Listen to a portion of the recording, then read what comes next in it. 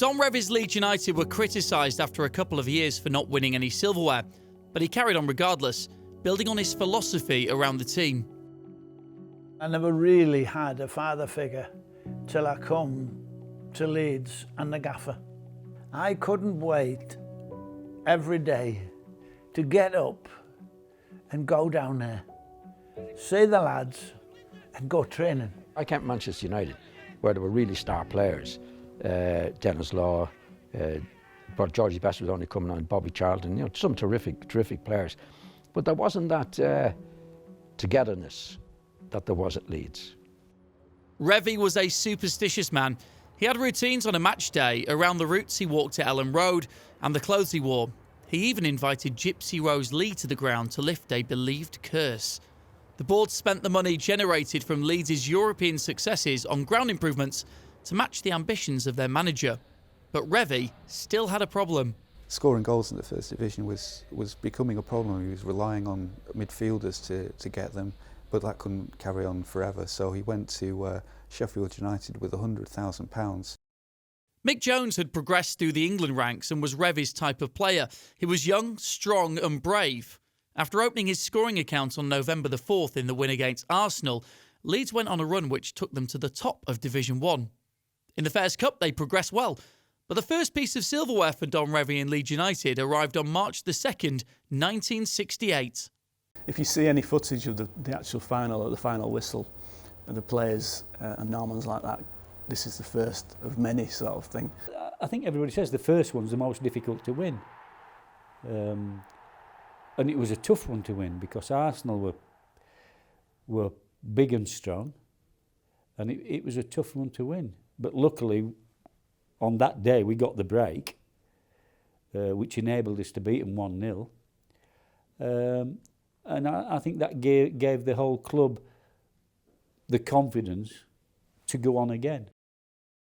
In that 66-game season, Leeds lost their last 4 games and eventually finished 4th. But strong performances in Europe saw them face the Hungarian side Ferencváros over 2 legs in the final of the Fairs Cup. The 2 ties were played at the start of the 1968-69 season, which Leeds began well. Mick Jones scored the only goal at Ellen Road, and a fantastic defensive performance in Budapest saw Leeds victorious. We've been 4 years in Europe now, and 4 years in the First Division, where we've had reasonable success without winning anything big.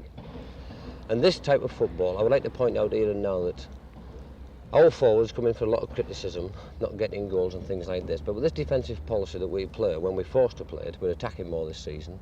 Forwards have got to come back and pick up their wingers and pick up their wing halves and pick up their inside forwards to keep our backmen. This is the Jack Charltons, the Norman Hunters, the Reenis, the Coopers, the Bremners tight at the back.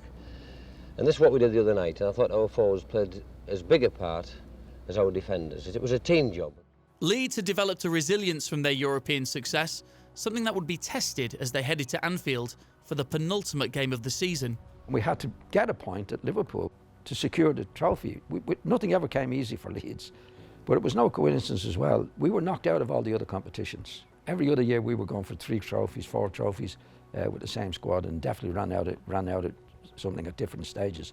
But that was the year, as people say now, you could concentrate on the league, which we did. Liverpool are a very powerful side.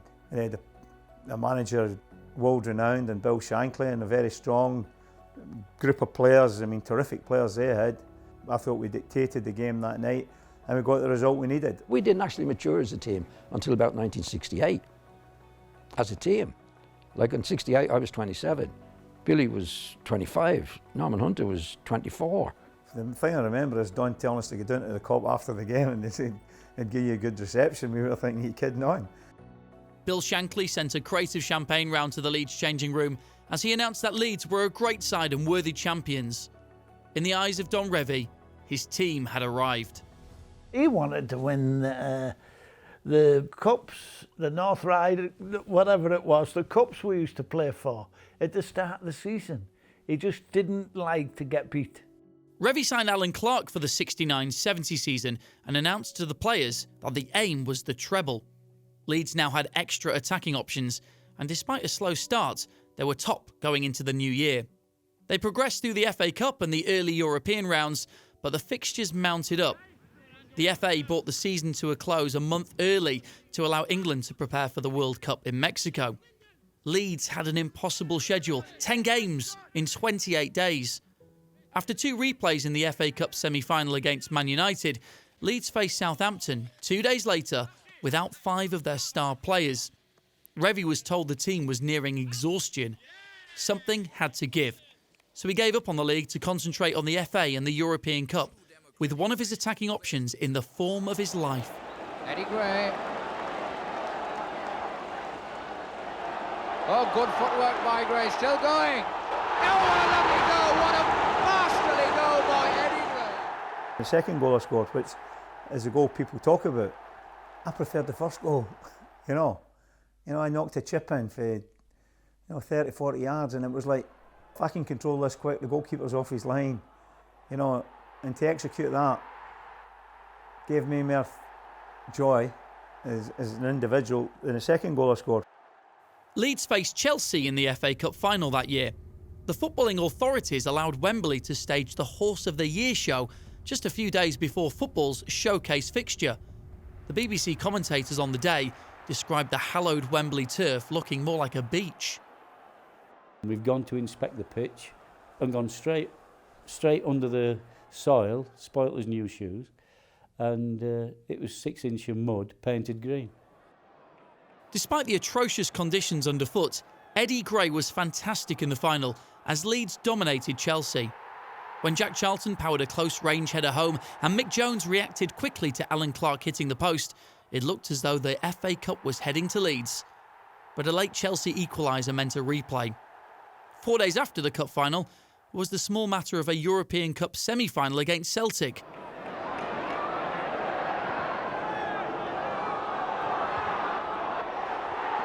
A wonderful Bremner goal gave the club hope, but in the end, Celtic won 3-1. Defeat followed in the FA Cup final replay in a bad-tempered game. Leeds had played 63 games and had come so close to Revie's aim. He used to say, right lads, enjoy yourself, and then we'll come back, we'll have pre-season, it'll be hard, and then we'll start again. And then we'll go on and we'll win things. And he did this every year, so it became the norm. Normality resumed for the 1970-71 season, with Don Revie named Manager of the Year for a second time, and with Leeds on top for most of the campaign. Out of both domestic cups and with 4 league games to go, Leeds were in pole position for another title. But a horrendous refereeing decision at the Hawthorns cost Leeds the game and the title as they finished a point behind Arsenal. Pass intercepted, but Sagan is offside. The referee waving him on. Brown is going straight through, taking on Sprake. And the goal by Aston, and Leeds will go mad. And they've every right to go mad because everybody stopped with the linesman flag. Don Revie on the pitch. The linesman going to talk to the referee. Don Revie, a sickened man. Look at him looking up to the heavens in disgust. Leeds had no way back from that, and certainly the distraction of people running onto the pitch and trying to get at the referee didn't help concentrate their minds on trying to score 2 goals to get a draw, 3 if they could possibly win.